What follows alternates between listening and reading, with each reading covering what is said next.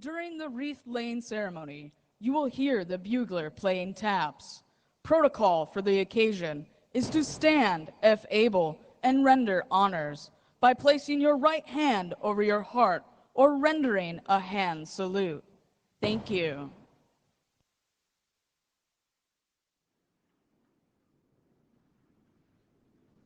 The President of the United States has arrived and is being greeted by the host for today's observance, the Honorable Denis McDonough, Secretary of Veterans Affairs, Ms. Karen Durham Aguilera, Executive Director, Army National Military Cemeteries and the Office of Army Cemeteries, Major General Trevor J. Bradenkamp, Commanding General, Joint Task Force, National Capital Region, and United States Army Military District of Washington, and Command Master Chief Petty Officer Retired John S. Hanzik, National President, Fleet Reserve Association.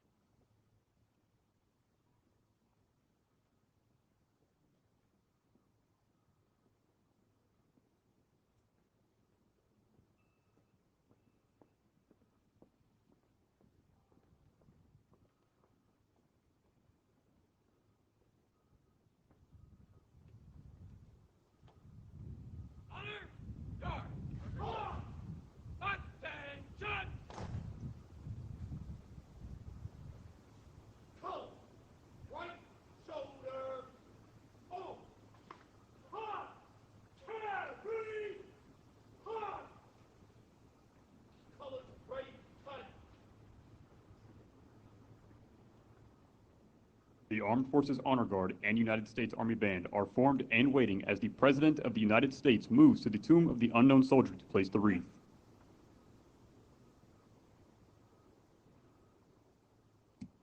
Distinguished guests, please stand for the national anthem and remain standing for taps.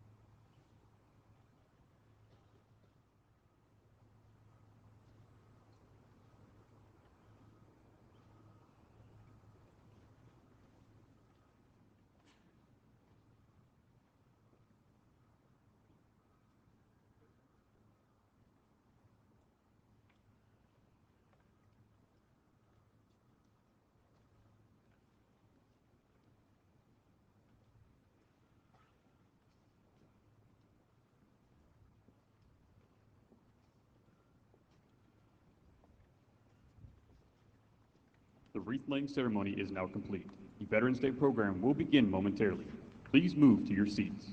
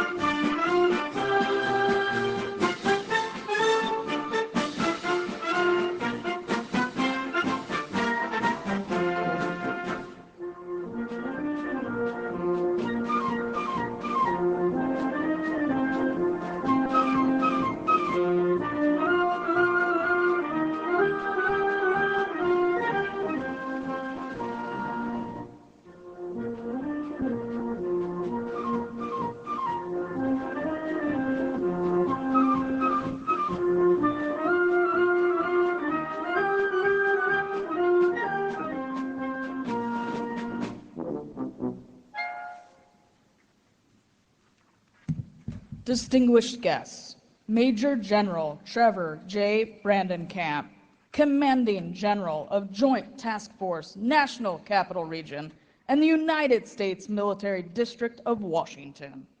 Miss Karen Durham Aguilera, Executive Director, Army National Military Cemeteries and the Office of Army Cemeteries. Mr. John S. Hanzik, National President, Fleet Reserve Association, and the Honorable Denis McDonough, Secretary of Veterans Affairs.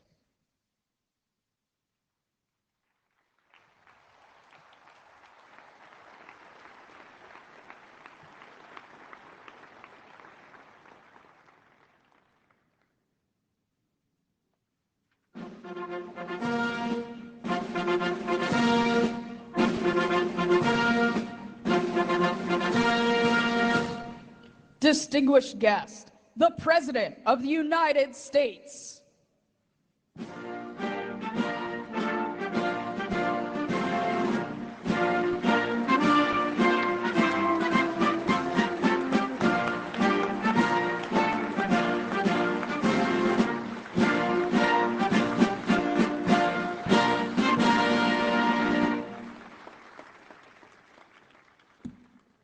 Distinguished guests, please remain standing for the procession of our nation's colors and those of our veterans service organizations.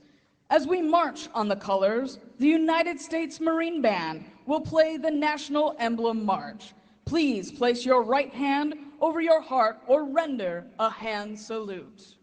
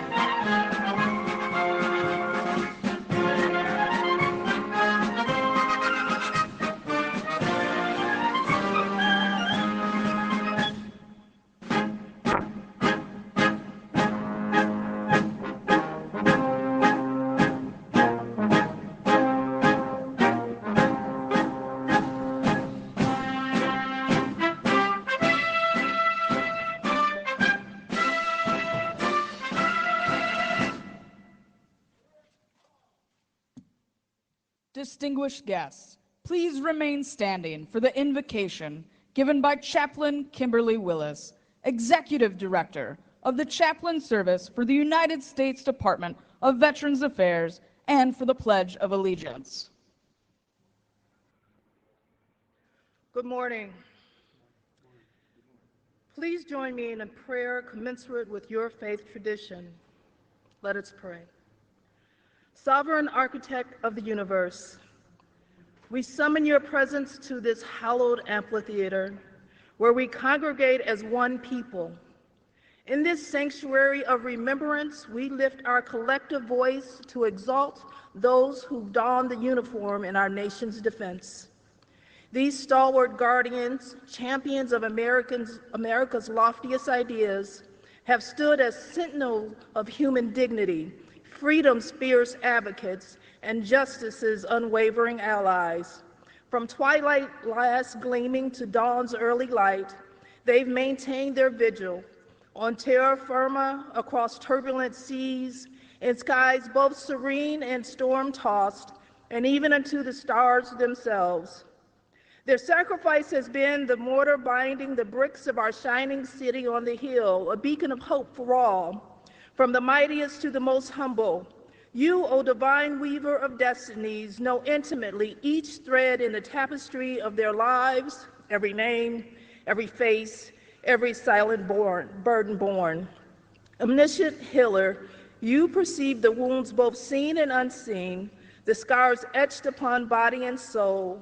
Your balm of comfort envelops those awaiting the return of those missing in action and those who have lost their beloved to the altar of liberty. Your strength, O bulwark against grief's relentless tide. Benevolent Creator, we beseech your blessings upon the Department of Veteran Affairs and veteran service organizations who champion our veterans' cause. Extend your grace to the families and caregivers who walk alongside our heroes, and guide the hands of those tasked with mending the wounds of war. Finally, we ask that you bless each person here today with the strength to carry forward the torch of democracy. May we be found worthy of the legacy our veterans have entrusted to us by tending to the garden of freedom with vigilance and care, and may God continue to bless the United States of America, guiding us to realize our promise. In your holy name we pray, amen. Now, I'd like to invite Mr. John S. Hanzik, National President, Fleet Reserve Association, to lead us in the Pledge of Allegiance.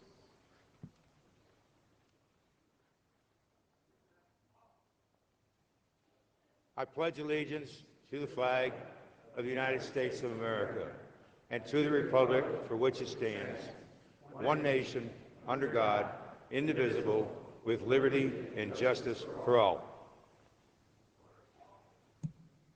Please be seated.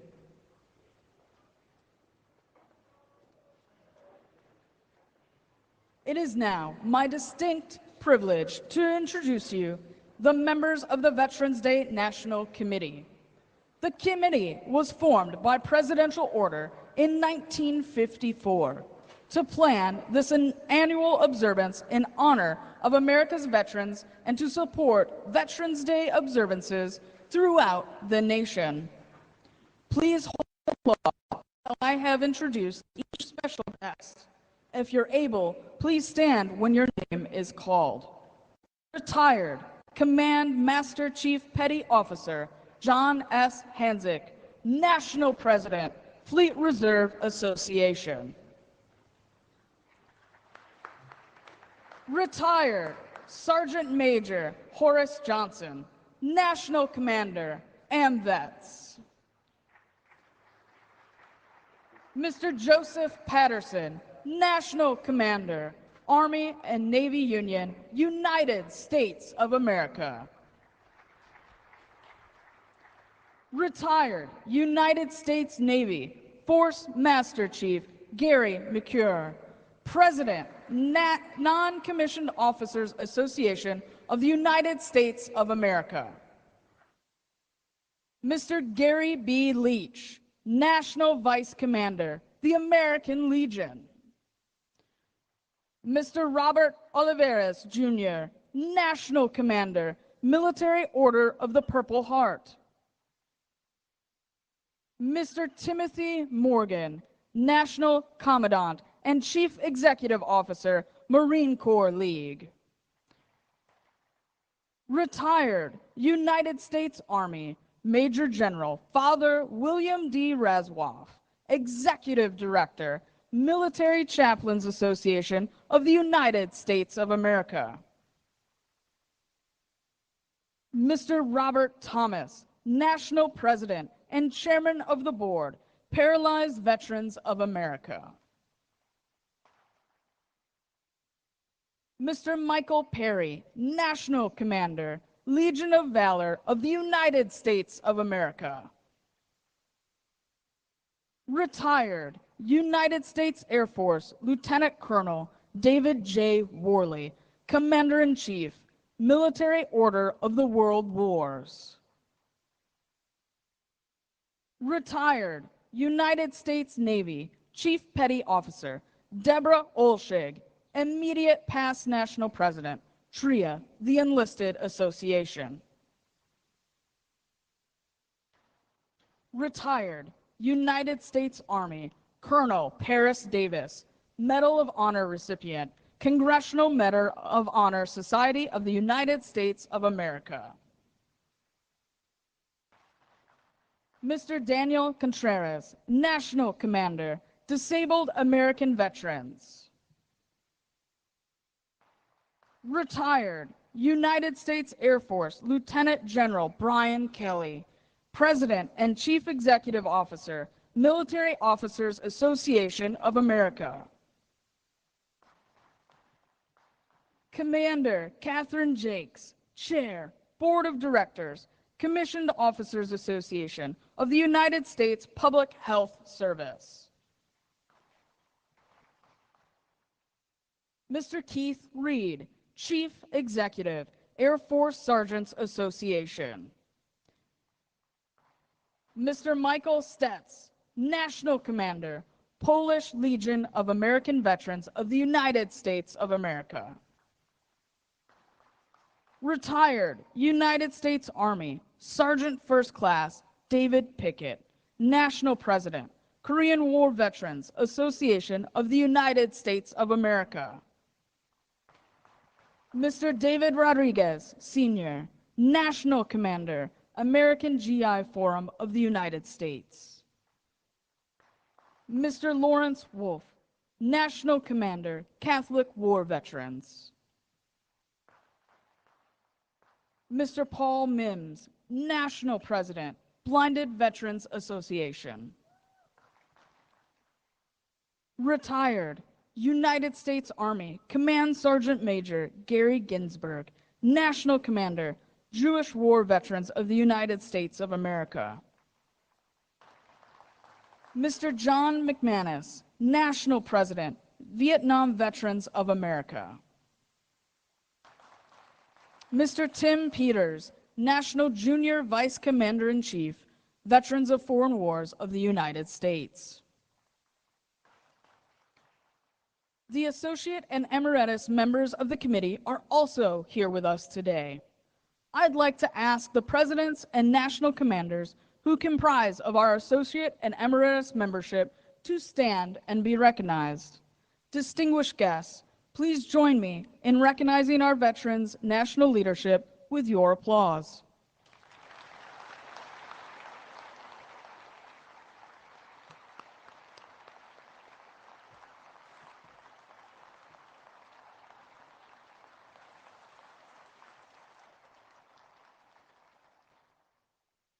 It is now my pleasure to introduce the Executive Director, Army National Military Cemeteries and the Office of Army Cemeteries, Ms. Karen Durham Aguilera.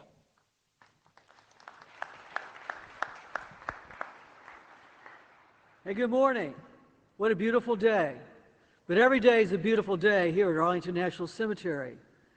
On behalf of the Secretary of the Army, Honorable Warmoth, and the dedicated men and women who serve here, welcome to Arlington National Cemetery.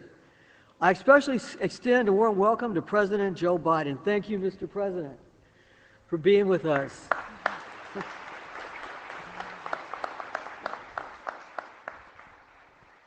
and honoring our nation's veterans. Welcome also to First Lady Dr. Jill Biden, Vice President Harris, and Second Gentleman Imhoff.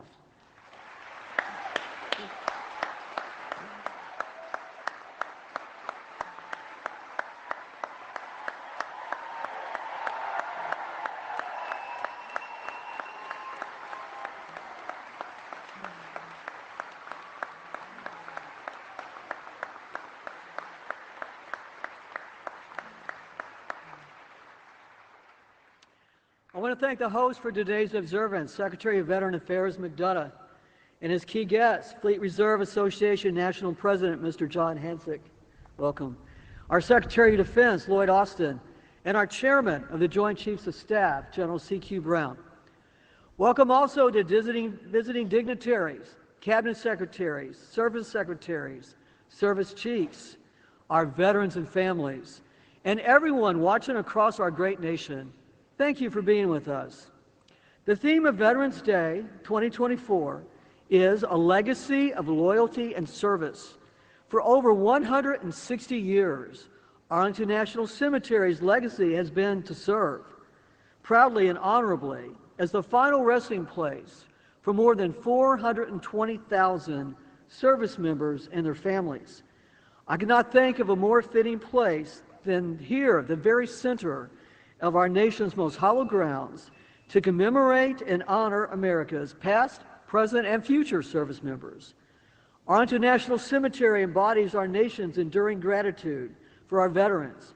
Each grave marker and monument tell a story of service, commitment, and sacrifice.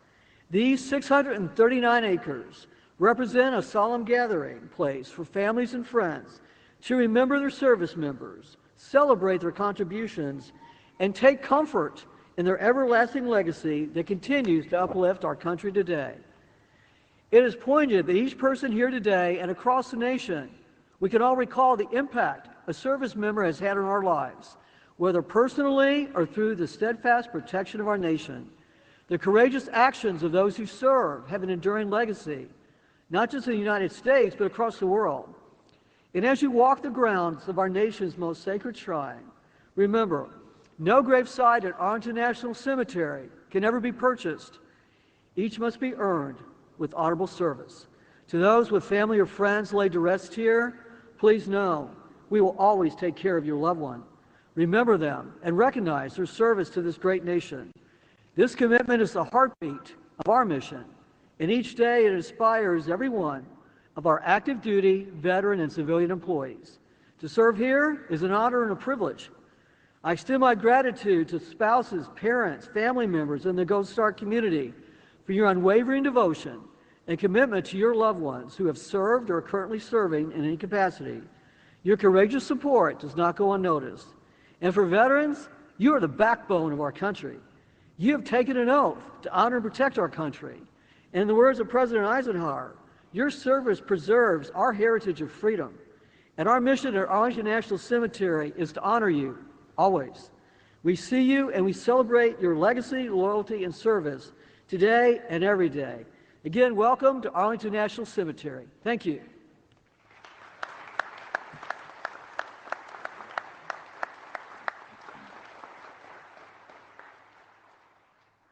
I would now like to introduce our Veterans Service Organization host for 2024, the Fleet Reserve Association.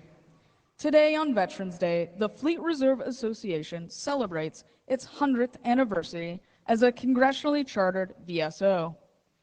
FRA is dedicated to representing the interests and needs of former and current members of the United States Navy, Marine Corps, and Coast Guard before Congress and other government agencies.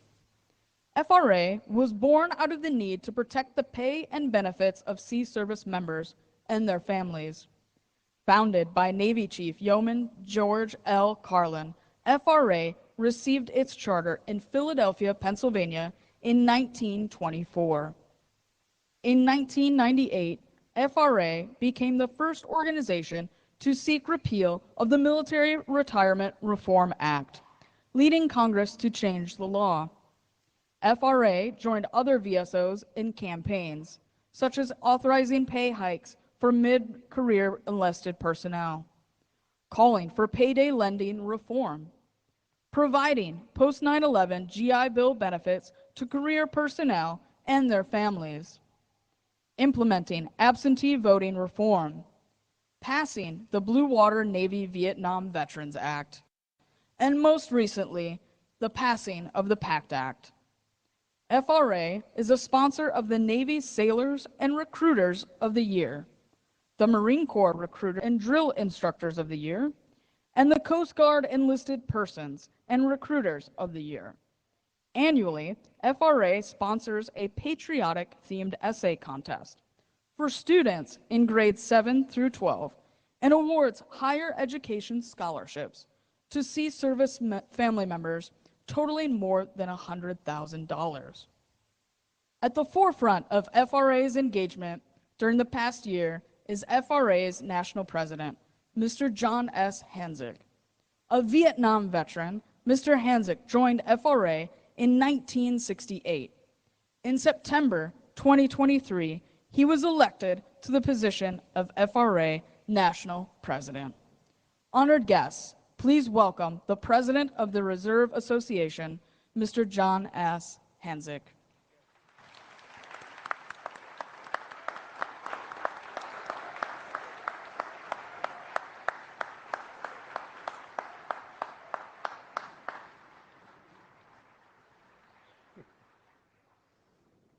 Good morning, everyone.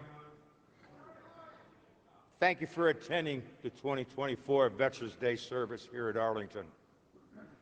We gather here in these hallowed grounds to honor and give thanks to all our veterans for their service and sacrifice in protecting our great nation. Some of my thunder was stolen a little bit ago, but I'm going to say this anyway. In 1954, under then-President Dwight Eisenhower, Armistice Day was transitioned to become Veterans Day to honor and include all veterans. I believe it was his intent when he said to include all veterans. He also meant veterans who had made the ultimate sacrifice. To my fellow veterans, I salute you. And I thank you for your service and sacrifice. But there's another group out here today and across this great nation that also deserves recognition. It's our families and our loved ones who support and sacrifice us while we serve. We couldn't have done our jobs without their support. And to you, I also say, from the bottom of my heart, thank you.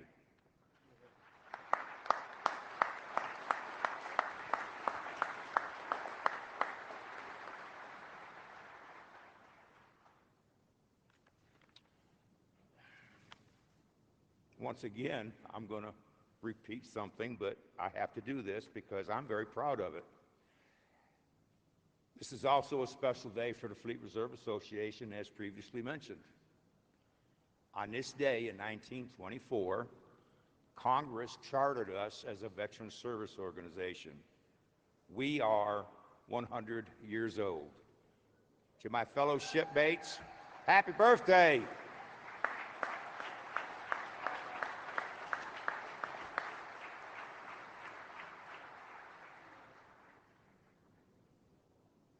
I mentioned to the VA secretary a moment ago before I got up here to speak, never in my wildest dreams did I ever imagine becoming national president, let alone for the centennial, or the honor and privilege to address all of you today. But again, I want to say thank you for attending. God bless our troops. Bring them home safe. God bless our families and their families, and keep them safe. And God bless America.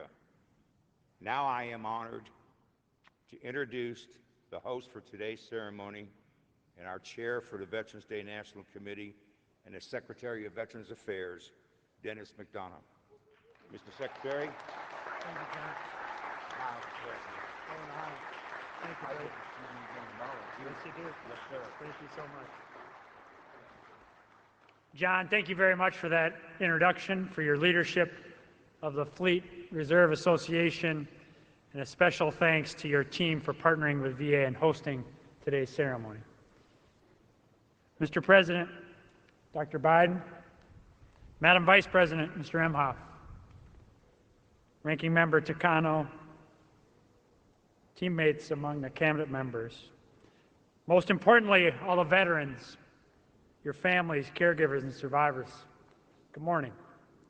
In all of America, there is no place more sacred than the ground we stand on today here in Arlington and across our country's national and state veteran cemeteries.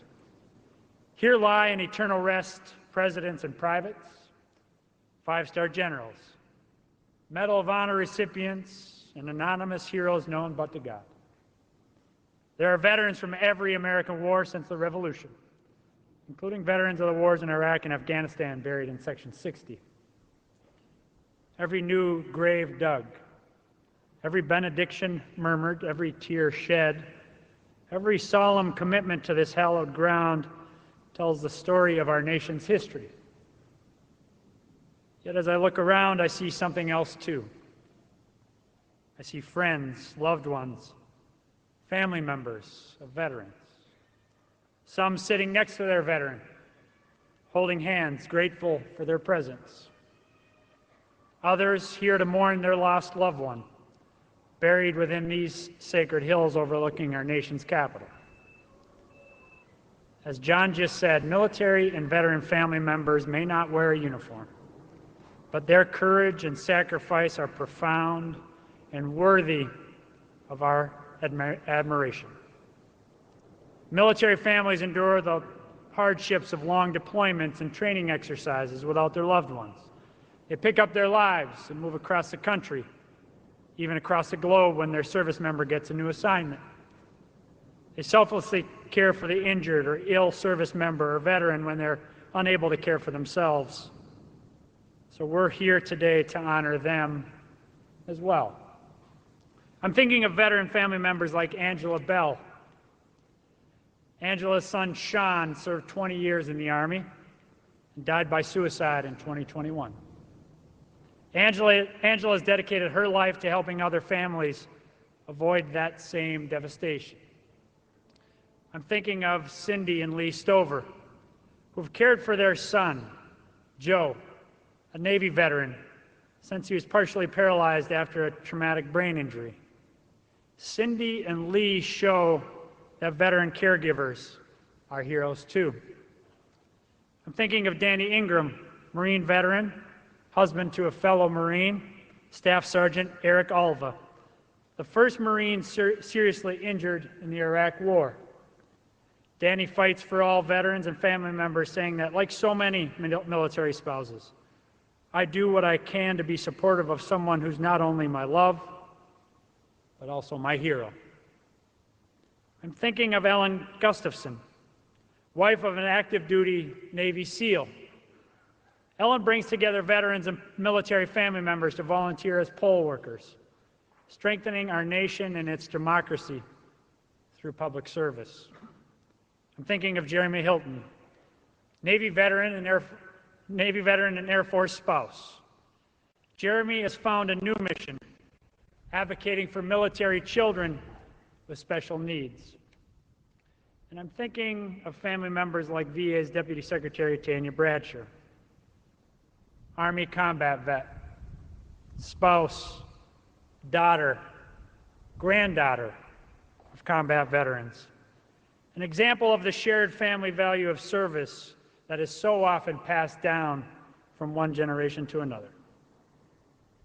Of course, we have another strong military family in attendance today. The surviving mother and father of Iraq combat vet, Major Bo Biden. President Biden and Dr. Biden have been unrelenting in their advocacy for veterans and their families. President Biden has spent his entire career fighting like hell for veterans, just as he charged me and my VA teammates to do 4 years ago. has continuously demanded that VA deliver more care and more benefits to more vets than ever before. Mr. President, thank you for your no-nonsense, frequently personally delivered in unmistakable fashion. Demand that VA take care of vets. Thank you for reminding us that we still have so much work to do. And thank you for always keeping the faith. With that, it is my great privilege and my profound honor to introduce the 46th President of the United States of America, Joe Biden.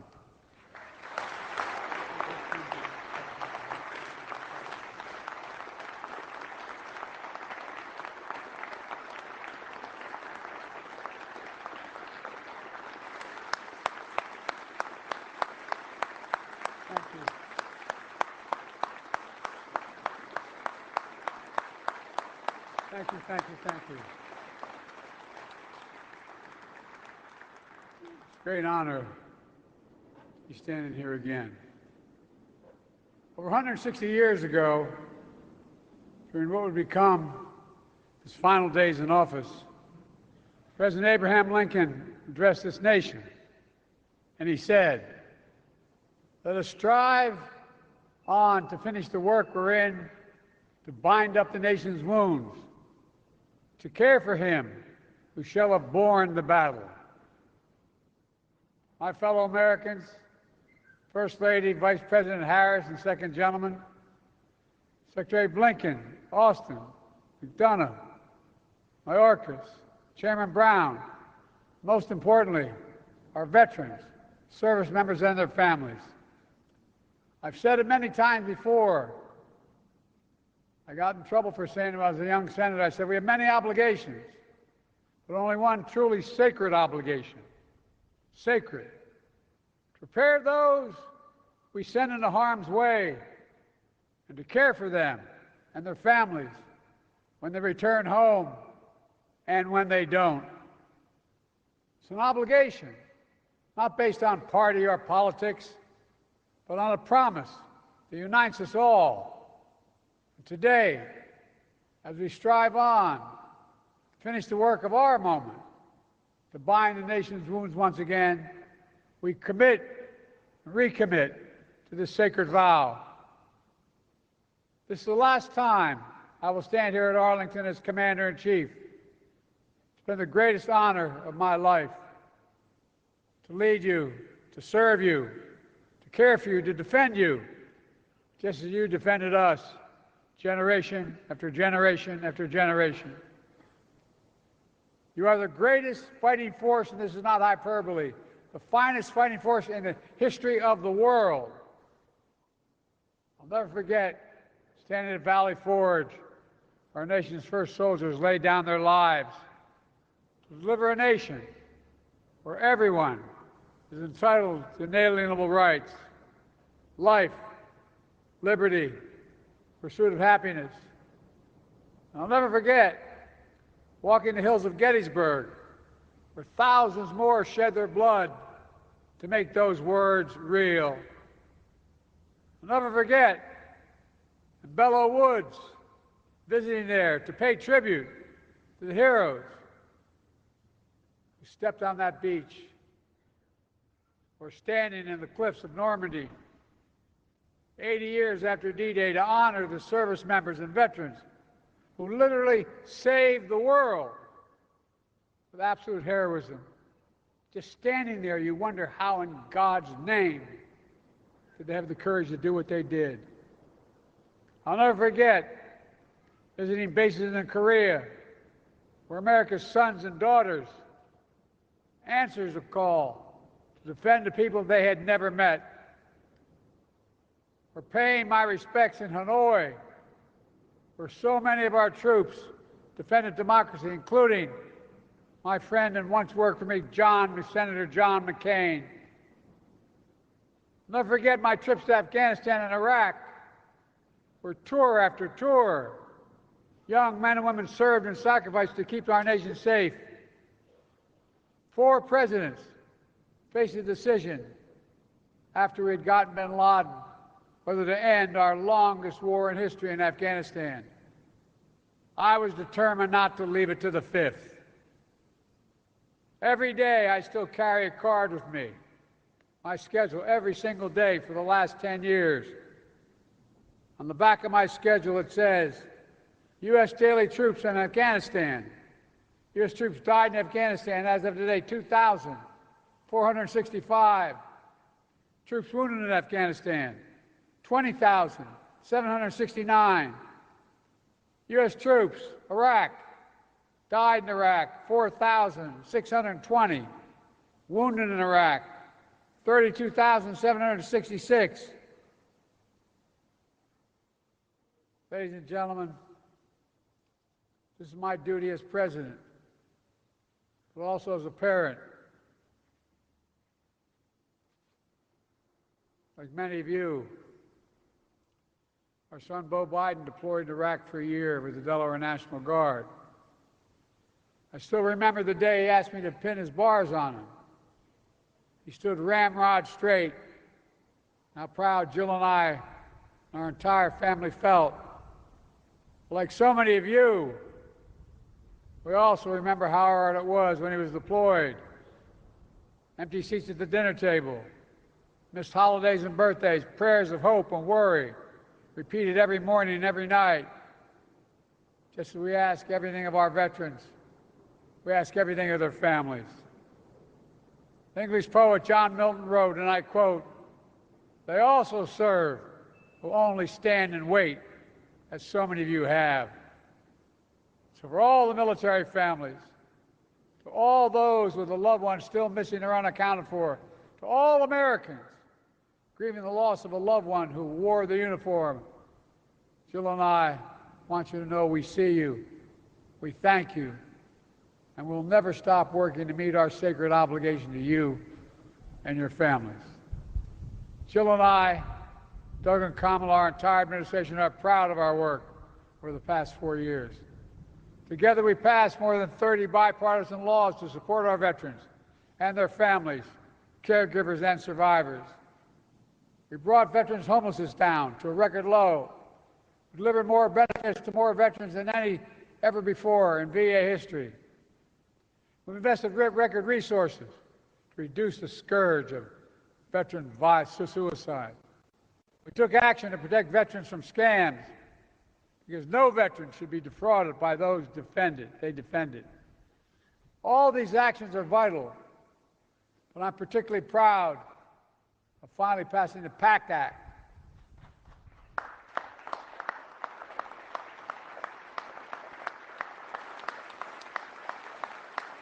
This is the most significant law in our history, our nation's history, to help millions of veterans who are exposed to toxins like Agent Orange and burn pits during their military service. Pits the size of football fields that incinerated the wastes of war, tires, chemicals, batteries, jet fuel, and so much more. Pits that left too many veterans with headaches, numbness, dizziness, asthma, and cancer. The PACT Act has already helped over 1 million veterans and their families get the benefits they deserve. They deserve those benefits.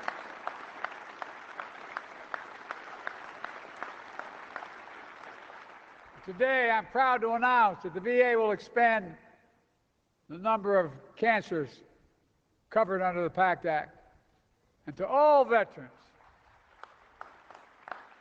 who served at K2 Air Base in Uzbekistan, constantly surrounded by toxins, we want to honor you. We want to have your back, just like we did in Agent Orange, just like we're working the rule to make sure you don't have to prove your illness as a consequence of your service, which is often too hard to do.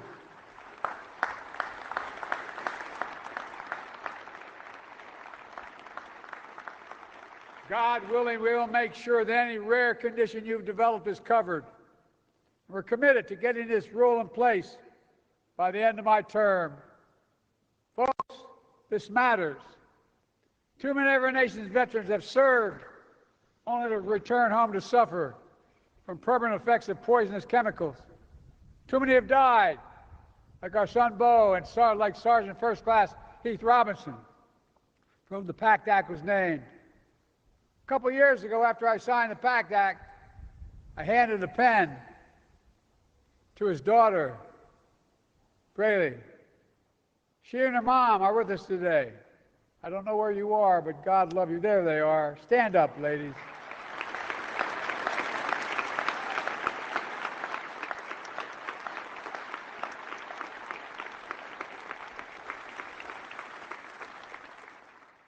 Give me a word, I mean this. I'll never forget.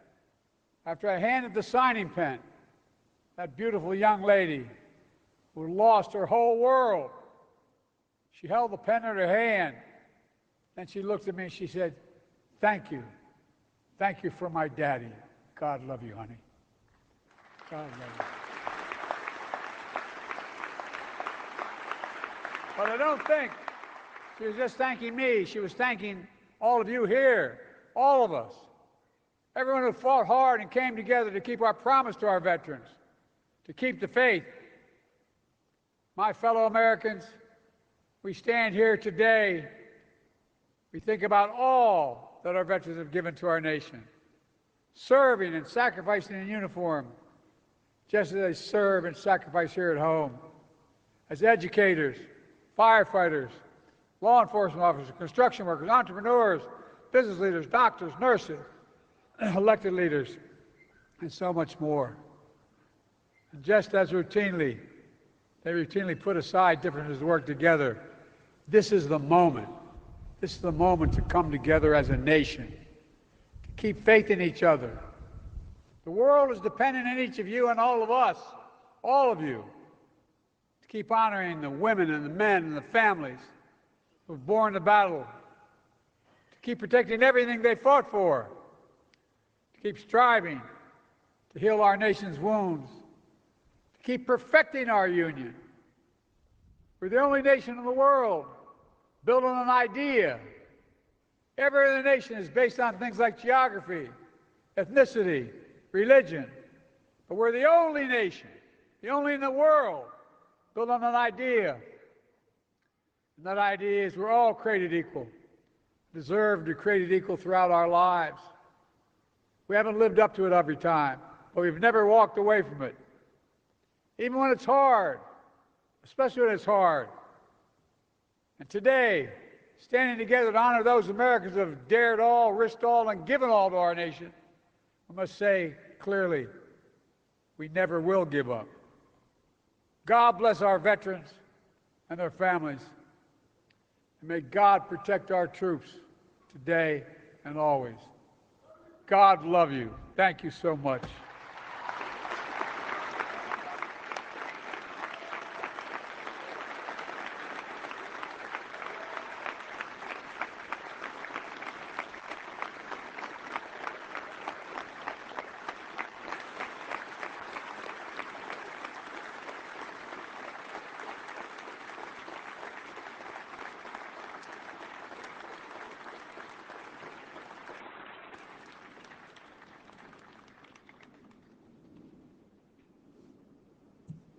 Distinguished guests, please stand and join the United States Marine Band and Navy Sea Chanters in singing God Bless America, and remain standing as we retire the colors.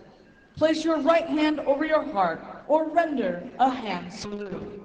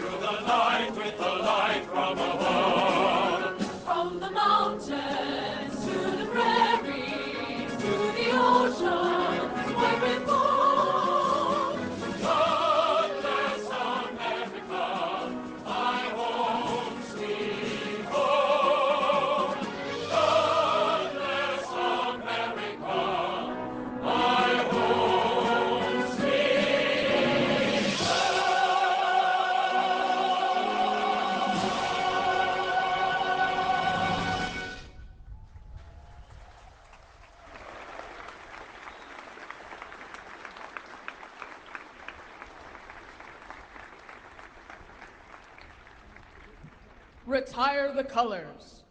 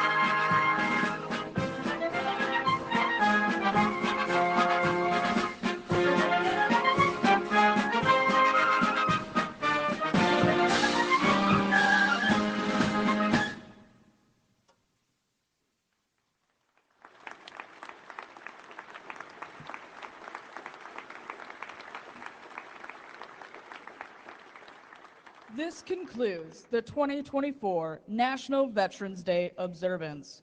Please be seated for the departure of the President of the United States and the official party. Thank you for joining us today to celebrate and honor all who served.